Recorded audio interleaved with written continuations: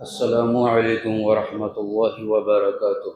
نحمده ونصلي على رسوله الكريم اما بعد قال الله تبارك وتعالى اعوذ بالله من الشيطان الرجيم بسم الله الرحمن الرحيم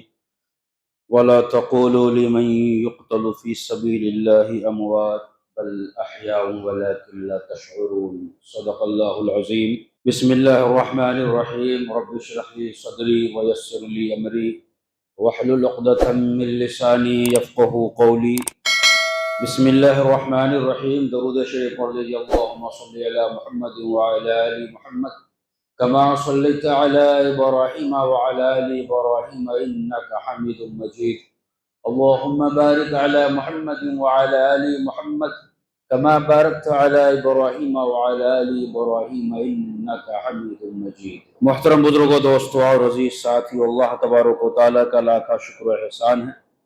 کہ اللہ تعالیٰ نے ہم سبوں کو جمعہ کا مبارک دن عطا فرمایا، اور جمعہ کی نماز ادا کرنے سے پہلے چند باتیں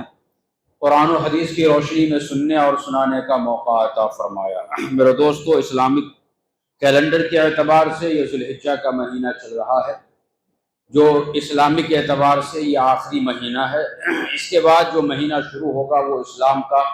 پہلا مہینہ محرم الحرام کا مہینہ انشاءاللہ شروع ہوگا۔ گزشتہ جمعہ میں نے آپ حضرات کے سامنے حضرت عثمان غنی رضی اللہ تعالی عنہ کی سیرت بیان کرنے کی کوشش کی تھی۔ چونکہ گزشتہ جمعہ ذی الحجہ کی 18 تاریخ تھی، اور ذی الحجہ کی 18 تاریخ ہی کو حضرت عثمان غنی رضی اللہ تعالی عنہ کو شہید کر دیا گیا تھا، تو اسی مناسبت سے میں نے آپ کے سامنے حضرت عثمان غنی رضی اللہ تعالی عنہ کے زندگی کے چند پہلو رکھے تھے، لیکن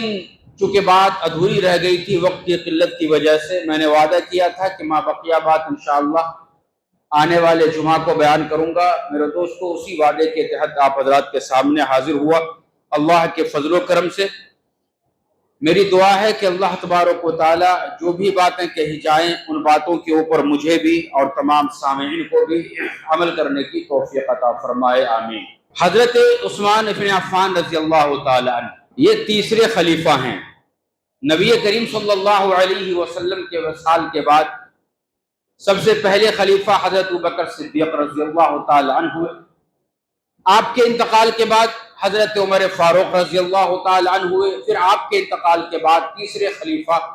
حضرت عثمان بن عفان رضی اللہ تعالی عنہ ہوئے۔ آپ تقریباً 12 سال خلافت کی ذمہ داری کو نبھایا، اور جب آپ خلیفہ تھے اسی وقت میں آپ کے اوپر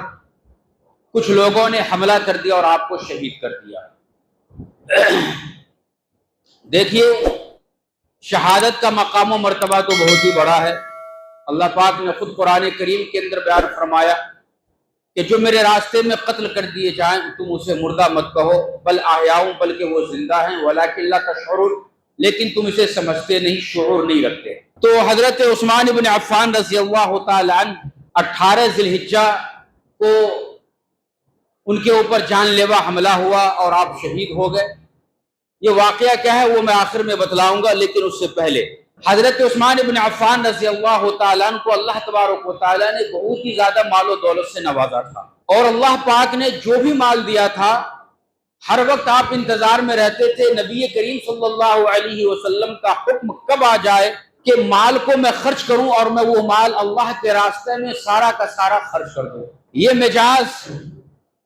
اللہ تبارک و تعالیٰ نے حضرت عثمان بن عفان رضی اللہ تعالیٰ عنہ کا بنا دیا تھا، اور جب اللہ کے راستے میں آپ مال کو صدقہ کیا کرتے تھے تو نبی کریم صلی اللہ علیہ وسلم کے دل سے دعا نکلا کرتی تھی، اور انہی دعاؤں کا نتیجہ ہے کہ آپ کے مال کے اندر اضافہ ہوتا چلا گیا، اور بہت ہی زیادہ اضافہ آپ کے مال میں ہوا۔ ان میں سے چند واقعات تو گزشتہ جمعہ میں نے بیان کیا تھا، ایک آدھ واقعات آج کے جمعہ میں بھی آپ کے سامنے رکھنے کی کوشش کرتا ہوں۔ غزوہ تبوک یہ بہت ہی مشہور غزوہ ہے، جن میں نبی کریم صلی اللہ علیہ وسلم نے صحابہ کرام کو باقاعدہ بیٹھا کر کے چندے کا اعلان کیا تھا، چونکہ جس قوم سے آپ کا مقابلہ ہونا تھا اس کی تعداد تقریباً 2 لاکھ تھی، رومیوں کی تعداد، اور سب کے سب جنگی اسلحہ سے مکمل طور پہ لیس تھے، یعنی جنگ کے اندر جن جن چیزوں کی ضرورت پڑتی ہے مقابلہ کرنے کے لیے وہ تمام چیزیں ان رومیوں کے پاس موجود تھیں۔ ان کے مقابلہ میں جو مسلمان تھے اس وقت میں صرف 30,000 مسلمان تھے، اور ان 30,000 مسلمانوں میں تقریباً مسلمانوں کے پاس سواری کے لیے گھوڑے یا پھر اونٹ بھی نہیں تھے۔ پیدل سفر کر کے ان کا مقابلہ کرنے کے لیے جانا ہے۔ کسی کے پاس تلوار ہے تو وار روکنے کے لیے ان کے پاس کوئی اوزار نہیں ہے، اپنے آپ کو بچانے کے لیے کچھ بھی سامان مسلمانوں کے پاس نہیں ہے۔ ایسے وقت میں نبی کریم صلی اللہ علیہ وسلم نے تمام صحابہ کرام سے، اور صحابہ کرام ایسے صحابہ کرام جن کی ساری حقیقت، ان کی مفلسی، ان کی غربت نبی کریم صلی اللہ علیہ وسلم کو معلوم ہے، پھر بھی نبی کریم صلی اللہ علیہ وسلم نے اعلان کیا کہ دشمنوں سے مقابلہ ہے، پیسوں کی ضرورت ہے تاکہ ان سے اوزار خریدا جا سکے اور ہم ان کا مقابلہ کر سکیں۔ تو اس اعلان کے سننے کے بعد ان صحابہ کرام میں سے جو سب سے پہلے اٹھ کر کے اپنے گھر میں گئے وہ حضرت ابوبکر صدیق رضی اللہ تعالی عنہ تھے۔ اپنے گھر کا سارا مال نبی کریم صلی اللہ علیہ وسلم کے قدموں میں لا کر کے ڈال دیا۔ دوسرے نمبر پہ اٹھ کر کے گئے وہ جانے والے حضرت عمر فاروق رضی اللہ تعالی عنہ تھے۔ آپ نے اپنے گھر کے مال کو 2 حصوں میں تقسیم کیا، آدھا حصہ گھر والوں کے لیے چھوڑا اور آدھا نبی کریم صلی اللہ علیہ وسلم کی خدمت اقدس میں لا کر کے رکھ دیا۔ آقا صلی اللہ علیہ وسلم نے پوچھا اس وقت میں، ابوبکر تم نے اپنے گھر میں کیا چھوڑا ہے؟ حضرت ابوبکر صدیق رضی اللہ تعالیٰ عنہ نے کہا کہ اے نبی کریم صلی اللہ علیہ وسلم، میں نے اپنے گھر میں اللہ اور اس کے رسول کے نام کو چھوڑا ہے، باقی سارا دولت، سارا مال آپ کے قدموں میں لا کر کے ہم نے رکھا ہے۔ یہ صحابہ کرام کا جذبہ تھا۔ یہی جذبہ جب صدقے کی بات آئے، جب اللہ کے راستے میں کچھ دینے کی بات آئے، جب کسی مدرسہ یا مساجد کے بارے میں اعلان کیا جائے یا کسی مفلس و فقیر و ناتوا کے بارے میں جب اعلان کیا جائے کہ یہ پریشان ہے، ان کی مدد آپ کو کرنی چاہیے، مسجد میں فلاں چیز کی ضرورت ہے آپ نے اسے مدد کرنی ہے، مدارس میں کسی چیز کی ضرورت ہے آپ کو مدد کرنی ہے، تو ایسی صورت میں ہم مسلمانوں میں سے جس کو بھی اللہ تبارک و تعالیٰ نے مال و دولت سے نوازا ہے ان سبوں کو چاہیے کہ ہم یہی جذبہ رکھیں جو جذبہ صحابہ کرام کے دلوں کے اندر تھا۔ اب میرے دوستو، نبی کریم صلی اللہ علیہ وسلم نے تیسری دفعہ آواز لگائی، ہے اور کوئی جو اللہ کے راستے میں اپنے مال و دولت کو خرچ کرے؟ حضرت عثمان غنی رضی اللہ تعالیٰ عنہ کھڑے ہو گئے، اور کھڑے ہونے کے بعد یہ اعلان کیا کہ میرے محبوب محمد مصطفیٰ صلی اللہ علیہ وسلم 100 اونٹ مع ساز و سامان کے، 100 اونٹ، اور اس اونٹ کے اوپر جنگ کے اندر جو بھی چیزیں اوزار لگنے والے ہیں وہ تمام چیزیں 100 اونٹ کے ساتھ میں اللہ کے راستے میں دینے کو تیار ہوں۔ پھر نبی کریم صلی اللہ علیہ وسلم نے ارشاد فرمایا کیا اور ہے کوئی جو مدد کرے اللہ کے راستے میں؟ حضرت عثمان ابن عفان رضی اللہ تعالیٰ عنہ پھر سے دوسری دفعہ کھڑے ہو گئے اور اعلان فرمایا کہ میرے محبوب صلی اللہ علیہ وسلم 100 نہیں بلکہ 200 اونٹ مع ساز و سامان کے میں اللہ کے راستے میں دینے کو تیار ہوں۔ پھر نبی کریم صلی اللہ علیہ وسلم نے ایک بار ارشاد فرمایا کہ ہے کوئی اور جو اس طریقہ پر اعلان کو سن کر کے اللہ کی مدد کرے؟ حضرت عثمان غنی رضی اللہ تعالیٰ عنہ نے پھر سے کھڑے ہو کر کے اعلان کیا کہ میں 300 اونٹ مع ساز و سامان کے اللہ کے راستے میں دینے کو تیار ہوں۔ آپ نے یہ نہیں سوچا کہ ایک بار ہم نے دے دیا ہے تو پھر اعلان کے بعد کوئی دوسرا، پھر اعلان کے بعد کوئی اور تیسرا، یہ نہیں۔ ایک صاحب کے گھر میں کسی عورت کے شوہر کا انتقال ہو گیا تو اب بیچاری رو رہی ہے، روتے روتے وہ بیان کر رہی ہے کہ ابھی چند مہینہ پہلے اس نے گاڑی خریدی تھی، اب یہ گاڑی استعمال کون کرے گا؟ تو ایک دیور آ کے کہتا کہ بھابھی گھبراؤ مت، میں ہوں نا استعمال کرنے کے لیے۔ پھر وہ فلاں چیز جو بھی اس کی پسند کی تھی وہ تمام چیزوں کا وہ ذکر کر رہی ہے، اس نے یہ چیز لی تھی، یہ کپڑا جوڑا بنایا تھا، یہ گاڑیاں لی تھی، یہ جو ہے پلنگ لیے تھے، یہ گدا لیے تھے، اس کا استعمال کون کرے گا؟ تو وہ شخص کہتا ہے دیور کہ میں ہوں، گھبرانے کی بات نہیں ہے، میں اس کا استعمال کروں گا۔ پھر آخر میں کہتی ہیں کہ کئی لاکھ کا قرضہ یہ لے کر کے مر گیا، وہ کون ادا کرے گا؟ تب وہ کہتا ہے کہ بھائیو سب میں ہی بولوں، تم لوگ بھی تو آگے بولو۔ تو جب خود لینے کی باری آئی، مفاد دیکھا تو میں ہوں نا، میں استعمال کر لیتا ہوں، لیکن جب دینے کی باری آئی تو کہتا ہے کہ بھائیوں صرف میں ہی بولوں، آپ لوگ بھی تو کچھ بولو۔ لیکن نبی کریم صلی اللہ علیہ وسلم کے اس اعلان کے بعد حضرت عثمان غنی رضی اللہ تعالیٰ عنہ نے کبھی ایسا نہ سوچا کہ کیا میں ہی صرف صحابی میں سے ہوں، کیا میں ہی مسلمان ہوں، کیا میرے ہی پاس مال و دولت ہے، کیا میں ہی نبی کریم صلی اللہ علیہ وسلم کی آواز کے اوپر لبیک کہہ کر کے اونٹ جو ہے قربان کروں، مال و دولت لٹاؤں۔ آپ نے ایسا ہرگز نہیں سوچا، بلکہ آپ جب اعلان کرے تو اعلان کرنے کے بعد 100 سے 200 اونٹ، پھر 200 سے 300 اونٹ کے اوپر آئے اور کہا کہ مال و دولت ساز و سامان کے ساتھ 300 اونٹ میں اللہ کے راستے میں وقف کرنے کو تیار ہوں۔ پھر اس کے بعد حضرت عثمان غنی رضی اللہ تعالیٰ عنہ اپنے گھر گئے، اور گھر میں جانے کے بعد ایک تھیلے کے اندر 1000 دراہم، درہم کہتے ہیں سونے کے سکے کو، 1000 سونے کا سکہ ایک تھیلے کے اندر آپ نے بھرا ہے، اور نبی کریم صلی اللہ علیہ وسلم کے پاس آ گئے، کہا کہ 300 اونٹ مع ساز و سامان اور یہ 1000 درہم آپ کے قدموں میں ہے، آپ اسے قبول فرمائیے، اور جو رومیوں سے جنگ چھڑی ہوئی ہے آپ ان پیسوں کا، ان اونٹوں کا، ان ساز و سامان کا اس کے اندر آپ استعمال کیجیے۔ رب کائنات کی قسم ہے، جب اتنا بڑا دل حضرت عثمان غنی رضی اللہ تعالیٰ عنہ نے کھول دیا تو آقا صلی اللہ علیہ وسلم نے ارشاد فرمایا، یہ دعا دی کہ اے عثمان، آج کے بعد جو بھی کام آپ کریں گے اللہ تبارک و تعالیٰ اس کے اندر برکت عطا فرمائے گا۔ یہ دعا دے دی، اور پھر کبھی آپ کے مال کے اندر بے برکتی نہیں ہوئی، برکت ہی برکت پیدا ہوتی ہے۔ میرے دوستو، مسلمانوں کی تعداد، نبی کریم صلی اللہ علیہ وسلم کی محنت، صحابہ کرام کی دلچسپی، ان تمام کی وجہ سے مسلمانوں کی تعداد الحمدللہ بڑھتی چلی گئی۔ مسجد نبوی کی جو جگہ تھی وہ جگہ کم پڑ گئی، تعداد چونکہ بڑھ رہی تھی، تو نبی کریم صلی اللہ علیہ وسلم نے اعلان کیا کہ ہے کوئی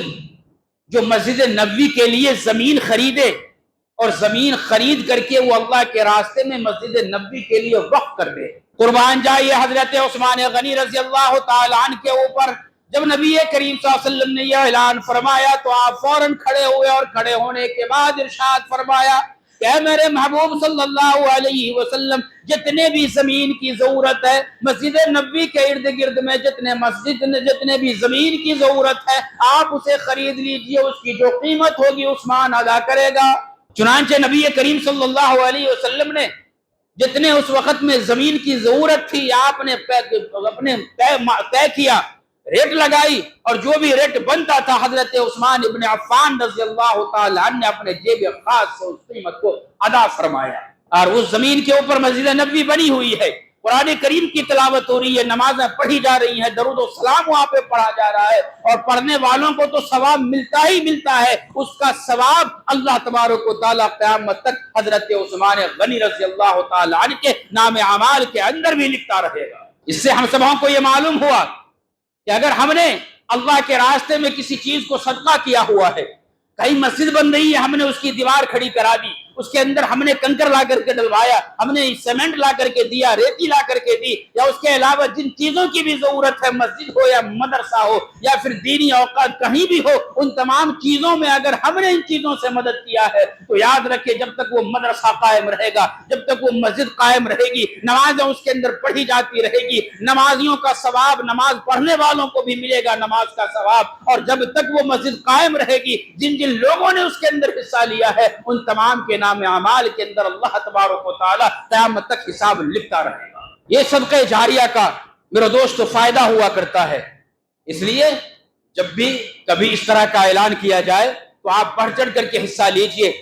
تاکہ ہمارے گزرنے کے بعد بھی نام اعمال کے اندر ثواب اللہ تبارک و تعالی فرشتوں کے ذریعوں سے لکھاتا رہے۔ میرے دوستو، حضرت عثمان غنی رضی اللہ تعالی عنہ کو آخرت کا خوف بہت ہی زیادہ تھا۔ کئی بار نبی کریم صلی اللہ علیہ وسلم نے آپ کو جنت کی بشارت دے دی تھی۔ میں نے گزشتہ جمعہ ایک واقعہ سنایا تھا، ایک باغ کے اندر نبی کریم صلی اللہ علیہ وسلم گئے، ایک کنویں کے منڈیر کے اوپر بیٹھ کر کے آپ نے کنویں کے اندر پاؤں لٹکایا تاکہ ٹھنڈک محسوس ہو، اور باہر ایک صحابی سے کہہ دیا کہ دروازہ بند کرو، کوئی میری اجازت کے بغیر اندر نہ آئے۔ پہلے ابوبکر صدیق کا ہدایت ملی، آپ بھی آئے، عمر فاروق آئے، تیسرے نمبر پہ عثمان غنی رضی اللہ تعالیٰ عنہ بھی آئے تھے۔ سبھوں کے لیے اجازت مانگی گئی تو اجازت لینے والوں سے آپ نے کہا کہ ان کو آنے کی اجازت دو، اور ساتھ میں آپ نے ان تینوں حضرات کے لیے کہا تھا کہ یہ تینوں کے تینوں جنتی ہیں۔ عشرہ مبشرہ میں یہ سب کے سب داخل ہیں۔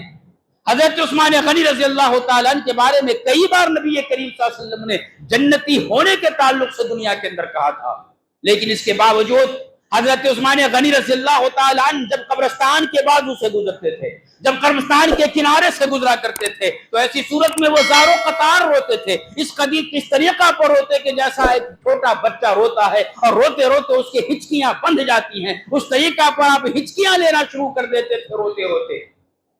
پوچھنے والے یہ پوچھا کرتے تھے کہ آپ کے سامنے جنت و جہنم کا ذکر کیا جاتا ہے لیکن آپ روتے نہیں، لیکن جو ہی قبرستان کے سامنے سے آپ گزرتے ہو تو آپ رونے لگ جاتے ہو، آخر وجہ کیا ہے؟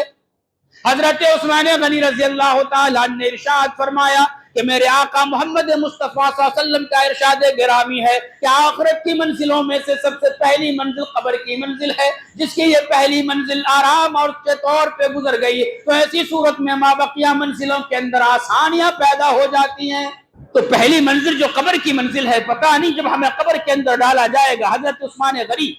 یہ کہہ رہے ہیں کہ ہمیں قبر کے اندر ڈالا جائے گا، ہمارے ساتھ نہ جانے کیا معاملہ ہوگا، کیا سوال ہوگا، کس طریقہ پر ان سوالوں کا ہم جواب دیں گے۔ اسی کو لے کر کے آپ رویا کرتے تھے کہ اگر اس کے اندر میں فیل ہو گیا تو ماں بقیہ آخرت کی منزل کے اندر بھی ہم فیل قرار دیے جائیں گے۔ یہ ان صحابی رسول کے بارے میں کہا جاتا ہے جس کے بارے میں نبی کریم صلی اللہ علیہ وسلم نے جنت کی بشارت دنیا کے اندر سنا دی تھی کہ عثمان جنتی ہیں، جنت کے اندر داخل کیے جائیں گے۔ ان کا یہ حال ہے، قبر کو دیکھ کر کے رویا کرتے تھے۔ آج ہم مسلمان مردوں کو قبر میں لے جاتے ہیں، وہاں پہ جا کر کے دنیا کی باتیں کرتے ہیں، ہنسی مذاق کرتے ہیں، نہ جانے کیا کیا گفتگو کرتے ہیں کہ دانت کھل جاتے ہیں، کہاں ہم آپ جا کر کے قبرستان میں لگاتے ہیں،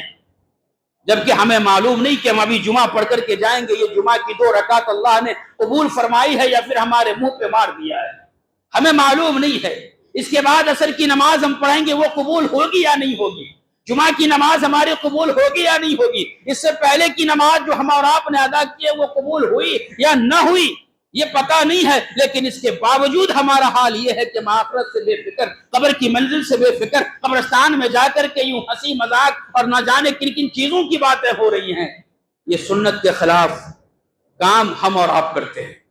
ہمیں چاہیے کہ ہم اس سے احتراز کریں اور آخرت کی فکر ہم وقت کرتے رہا کریں۔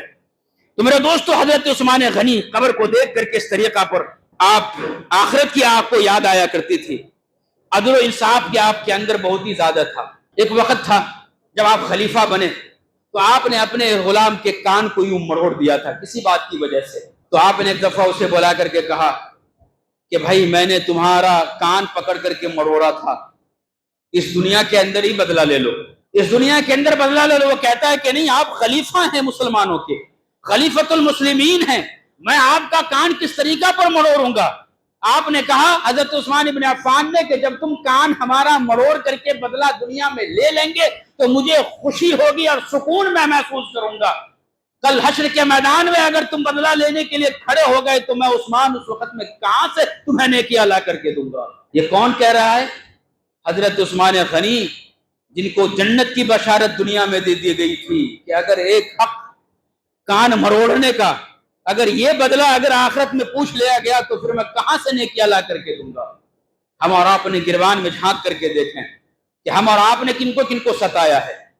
کن کا مذاق اڑایا ہے، کن کا مال دبایا ہے، کن کے ساتھ ہم نے غداری کی ہے، کن کے ساتھ ہم نے خیانت کی ہے۔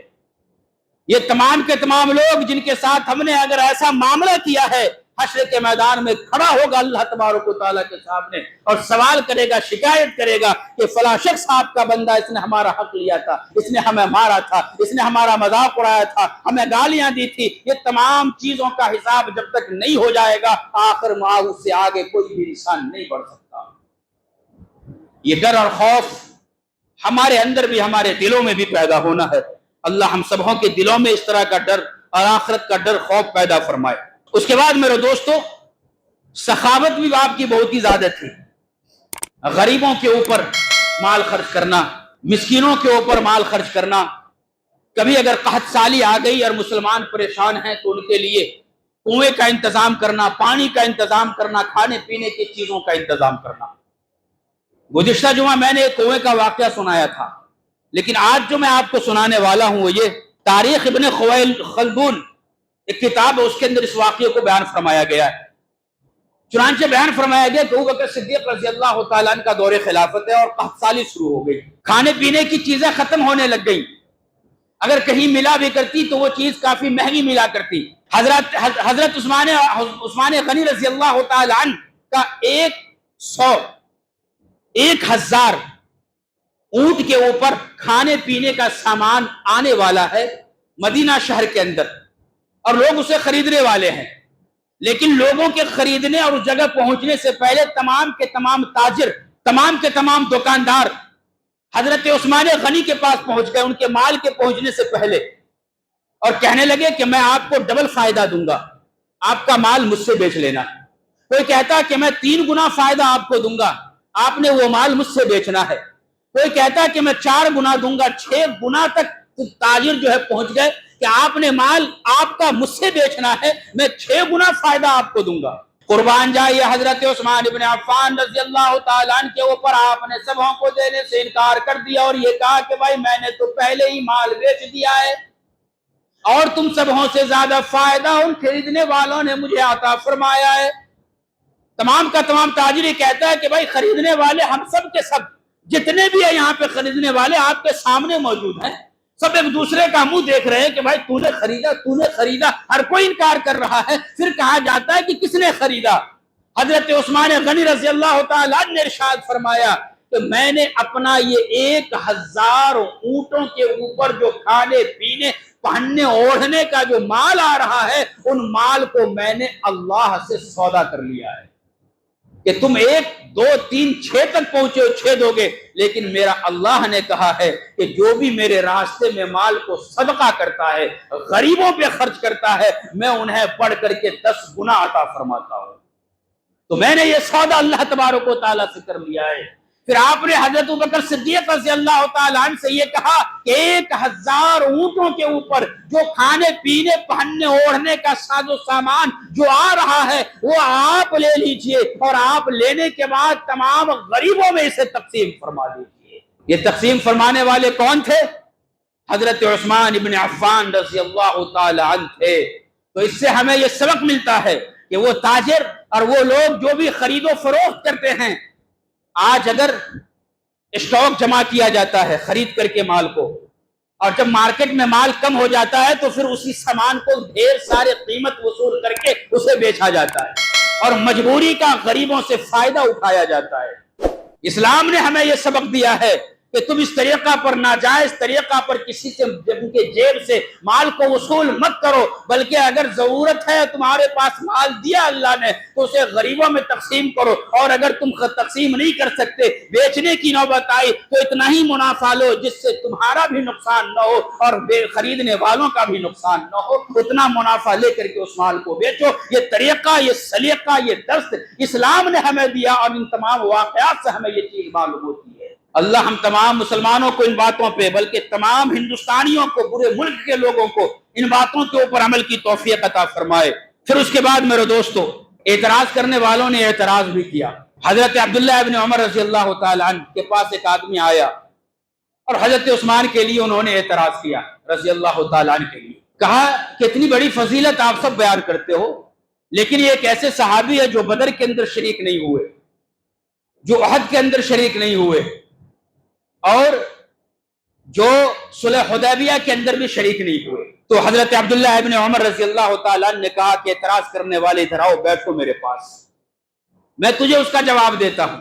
یعنی جب اعتراض کرنے والوں نے اعتراض کیا تو حضرت عثمان غنی رضی اللہ تعالیٰ عنہ کا مرتبہ اتنا بڑا تھا کہ صحابی رسول خود سامنے آ جاتے تھے اعتراض کرنے والوں کا جواب دینے کے لیے۔ آپ نے کہا کہ پہلی بات، بدر کے اندر آپ نے شرکت نہ کی، وہ شرکت اس لیے نہ کی کہ نبی کریم صلی اللہ علیہ وسلم کی ایک بیٹی رقیہ جن کا نام تھا وہ آپ کی نکاح میں تھی، اور وہ اس وقت میں بہت ہی زیادہ بیمار تھی، ان کی خدمت کرنے کے لیے حضرت عثمان غنی ہی موجود تھے، ان کے علاوہ کوئی دوسرا نہیں تھا۔ تو نبی کریم صلی اللہ علیہ وسلم نے کہا تھا کہ عثمان تم اپنی بیوی کا خیال رکھنا، جو مقام احد میں بدر میں شریک ہونے والوں کا جو مرتبہ ہوگا وہی مرتبہ اللہ تبارک و تعالیٰ تمہیں بھی عطا فرمائے گا. اور یہی نہیں، جب جیت کر کے ہم مال غنیمت لے کر کے آئیں گے تو اس کے اندر برابر کا شریک آپ کو بھی کیا جائے گا. جو اللہ تبارک و تعالیٰ نے عثمان غنی کے لیے فیصلہ کر دیا تو تم کون ہو تو اعتراض کرنے والے. اور رہی بات غزوہ احد کی، تو غزوہ احد میں شرکت نہ کرنے والوں نے جب معافی مانگ لی اور اپنے اس کو قبول کر لیا تو اللہ تبارک و تعالیٰ نے اسے معاف کر دیا. تو جن کو اللہ نے معاف کر دیا تو تم کون ہو تو اعتراض کرنے والے. اور جہاں تک بات ہے حدیبیہ کے بارے میں، تو خود نبی کریم صلی اللہ علیہ وسلم نے حدیبیہ کے موقع پر حضرت عثمان غنی کو اپنا ایلچی بنا کر کے مکہ کے اندر بھیجا تھا کہ جائیے آپ ان مشرکین سے جا کر کے بات کیجیے. جب آپ ایلچی بنا کر کے مکہ میں گئے تو ایسی صورت میں آپ اعتراض کرنے کی کوئی بات ہی نہیں رہ جاتی ہے. تو اعتراض کرنے والوں نے اس زمانے میں اعتراض بھی کیا، اس کا جواب صحابہ کرام اور ان کے بچوں نے دیا. تو جواب اس طریقہ پر دیا گیا کہ وہ خاموش ہو گئے. مطلب یہ ہے کہ مقام حضرت عثمان غنی رضی اللہ تعالیٰ عنہ کا اس قدر بڑا تھا کہ اعتراض بھی اگر کوئی کرتا تو جواب دینے کے لیے صحابہ کرام سامنے آ جایا کرتے تھے. میرے دوستو، جمعہ کا مبارک دن تھا، ذی الحجہ کی 18 تاریخ تھی. چند دشمنوں نے عثمان غنی کے اوپر، ان کے گھر کے اوپر چاروں طرف سے محاصرہ کر لیا اور کہا کہ آپ خلافت کو چھوڑ دیجئے، آپ خلیفہ بننے کے نعوذ باللہ لائق نہیں ہے. تو نبی کریم صلی اللہ علیہ وسلم کی وہ حدیث آپ کو یاد آ گئی جو نبی کریم صلی اللہ علیہ وسلم نے حضرت عثمان غنی کے تعلق سے کہا تھا. آپ کے پاس کہا تھا کہ عثمان یاد رکھو تمہیں خلافت کی قمیص پہنائی جائے گی. اللہ تبارک و تعالیٰ کی طرف سے یہ فیصلہ ہو چکا ہے، تمہیں خلافت کی قمیص پہنائی جائے گی. کچھ لوگ آئیں گے تمہارے پاس اور آ کر کے کہیں گے کہ تم اس قمیص کو اتار دو، یعنی خلافت کو چھوڑ دو، تو میں تمہارا واسطہ دیتا ہوں اللہ کا کہ آپ نے اس قمیص کو اتارنا نہیں ہے. یہ حدیث آپ کو یاد آ گئی. آپ نے کہا کہ میری جان چلی جائے گی. نبی کریم صلی اللہ علیہ وسلم کا یہ فرمان ہمارے تعلق سے ہے، میں کبھی خلافت کے لیے استعفیٰ نہیں دوں گا. رب کائنات کی قسم ہے 40 دن تک آپ کے گھر کا محاصرہ کر لیا گیا. نہ کسی باہر والے کو اندر جانے دیا گیا، نہ اندر والوں کو باہر آنے دیا گیا. کھانا پانی پینا مکمل طور پہ بند کر دیا گیا. حضرت عثمان غنی جب 3 دن تک بھوکے اور پیاسے اپنے گھر میں اپنی زندگی کو گزار رہے ہیں، اپنے گھر کے چھت کے اوپر آئے، دیکھا کہ تمام کے تمام لوگ محاصرہ کیے ہوئے ہمارا مقابلہ کرنے کو تیار. حضرت علی کرم اللہ وجہہ باہر کھڑے ارشاد فرما رہے ہیں کہ عثمان غنی رضی اللہ تعالیٰ آپ مجھے اجازت دیجئے، میں ان سبوں کا مقابلہ کر کے سب کو قتل کر دوں گا. لیکن حضرت عثمان غنی نے ارشاد فرمایا کہ نہیں، یہ نبی کریم صلی اللہ علیہ وسلم کا شہر ہے، نبی کریم صلی اللہ علیہ وسلم کے شہر میں ہماری وجہ سے خون کا ایک قطرہ بھی گرے مجھے یہ برداشت نہیں، میں اس کی اجازت ہرگز نہیں دوں گا. حج کا زمانہ تھا، ذی الحجہ کا مہینہ، بڑے بڑے صحابہ کرام حج کے سفر میں جا چکے تھے یا پھر کسی دشمن سے لڑائی چل رہی تھی تو انہوں نے جو ہے جنگ کے لیے اپنے اپنے مقام کے اوپر متعین تھے. چند صحابہ کرام موجود تھے، جو موجود تھے انہوں نے کہا کہ میں ان کا مقابلہ کروں گا جو آپ کے جان کے لینے کے لیے آئے ہیں. لیکن حضرت عثمان غنی نے یہ کہتے ہوئے انکار کر دیا کہ نہیں، نبی کریم صلی اللہ علیہ وسلم کے شہر میں خون کا قطرہ گرے وہ بھی عثمان کی وجہ سے، وہ نبی کریم صلی اللہ علیہ وسلم کو بھی برداشت نہیں اور عثمان کو بھی یہ برداشت نہیں ہے. میرے دوستو، دیواریں پھاند کر کے گھر کے اندر کئی لوگ داخل ہوئے. چھت کے اوپر آپ کھڑے ہو گئے اور کہا کہ او لوگوں، مدینے کے اندر جب قحط سالی آیا تھا تو میں نے بیر روما کو خرید کر کے ان یہودیوں سے 20,000 درہم میں وقف کر دیا تھا، اسی کا پانی آج میرے اوپر بند کیا جا رہا ہے، یہ ظلم ہے. 1,000 اونٹ کے اوپر جو ساز و سامان تھا قحط کے موقع پر میرے مدینے کے اندر میں نے تقسیم کروائے تھے، اسی کے اوپر کھانے پینے کی چیزیں بند کی جا رہی ہیں. بتاؤ میں نے کیا ظلم کیا ہے؟ کیوں تم مجھے قتل کرنا چاہتے ہو؟ قتل 3 وجہ سے کی جاتی ہے. پہلا وجہ اس میں سے یہ ہے کہ اگر کوئی اسلام قبول کرنے کے بعد مرتد ہو جائے، یعنی اسلام کو چھوڑ دے، تو اسلامی حکومت رہتے ہوئے ان کے اندر قانون یہ ہے کہ اگر کوئی مرتد ہو گیا، اسلام کو چھوڑ دیا، تو ایسی صورت میں اس کو قتل کیا جاتا ہے. آپ نے کہا کہ الحمدللہ میں مرتد نہیں ہوا ہوں، میں مسلمان ہوں، ایمان والا ہوں. پھر دوسرے نمبر پہ اس وقت میں قتل کیا جاتا ہے جب زنا کیا جاتا ہے، شادی شدہ. الحمدللہ میں شادی شدہ ہوں، مسلمان ہوں. جب میں اسلام قبول نہیں کیا تھا زمانے جاہلیت میں بھی اللہ تبارک و تعالیٰ نے اس بدکار کام سے مجھے محفوظ رکھا تھا. پھر کس واسطے تم مجھے قتل کرنا چاہتے ہو؟ یا پھر قتل اس لیے کیا جاتا ہے کہ کوئی انسان کسی کا قتل کیا ہو، الحمدللہ میں نے آج تک کسی کا قتل نہیں کیا، پھر کس جرم میں مجھے تم قتل کر رہے ہو؟ یہ تمام چیزیں آپ نے ان سووں سے کہی، لیکن اس نے ٹھان لی تھی کہ انہیں کیا کہتے ہیں شہید کرنا ہے، قتل کرنا ہے۔ چنانچہ یہ خطبہ دے کر کے آپ نیچے گھر میں آئے اور آنے کے بعد قرآن کریم کھول کر کے بیٹھ گئے۔ اس سے پہلے اپنی بیوی کے پاس رائنا کے پاس گئے اور کہا کہ میں پانی نہا کر کے آتا ہوں، میرے لیے بہترین عمدہ کپڑا تیار رکھو۔ چنانچہ آئے، آپ نیا کپڑا پہنے اور پہننے کے بعد جہاں نماز بچھا کر کے آپ جو ہے نماز کیا کہتے ہیں قرآن کریم کھول کر کے تلاوت کرنے کے لیے بیٹھے۔ دو شخص دیوار پھلان کر کے آیا، ان میں سے ایک کا نام سمدان بن حمران تھا اور دوسرے کا نام کنانہ بن بشر تھا۔ وہ آئے اور آنے کے بعد ایک لوہے کا جو راڈ تھا اس سے آپ کے سر مبارک کے اوپر حملہ کیا گیا۔ حملہ اس قدر خطرناک تھا کہ آپ کے سر سے خون کا فوارہ نکلا اور وہ فوارہ میرے دوستو قرآن کریم کے اورات کے اوپر گرا، آپ وہیں پہ بے ہوش ہو کر کے گر گئے۔ ان میں سے دوسرا آدمی آپ کے سینے کے اوپر چڑھا اور کئی وار کیا اور آپ ہمیشہ کے لیے شہید ہو گئے۔ انا للہ و انا الیہ راجعون۔ میرے دوستو، قیامت کے دن حشر کے میدان میں شہداء کرام جب بلائے جائیں گے تو شہداء کرام کی شہادت کے بارے میں جو گواہی دی جائے گی، کوئی کا میدان بدر دے گا، کسی کی گواہی میدان احد دے گا، کسی کی گواہی جو ہے کرامن کاتبین دیں گے، فرشتے دیں گے، انسان دیں گے، جو اس وقت میں موجود تھے وہ دیں گے کہ اللہ کے پاس کہ ہاں یہ شہید ہوا تھا، شہید ہوا تھا۔ لیکن قربان جائیے حضرت عثمان غنی رضی اللہ تعالیٰ عنہ کی شہادت کے اوپر، جب ان کی شہادت کی گواہی کے بارے میں پوچھا جائے گا کون ہے ان کی شہادت کی گواہی دینے والا، تو اللہ تبارک و تعالیٰ کا کلام مجید قرآن شریف خود وہ بولے گا اور کہے گا کہ ہاں عثمان غنی قرآن کریم کی تلاوت کر رہے تھے اور ان کو شہید کر دیا گیا۔ تو میرے دوستو، یہ تمام چیزیں جو میں نے آپ کے سامنے رکھی وہ حضرت عثمان غنی رضی اللہ تعالیٰ عنہ کے تعلق سے تھا۔ آپ کو اتنا بڑا مرتبہ اللہ تبارک و تعالیٰ نے دیا تھا۔ دعا یہ ہے کہ اللہ تبارک و تعالیٰ ہم سبوں کے دلوں میں حضرت عثمان غنی کی محبت و الفت پیدا فرمائے اور ان کے نقش قدم پہ ہم تمام مسلمانوں کو چلنے کی توفیق عطا فرمائے، آمین۔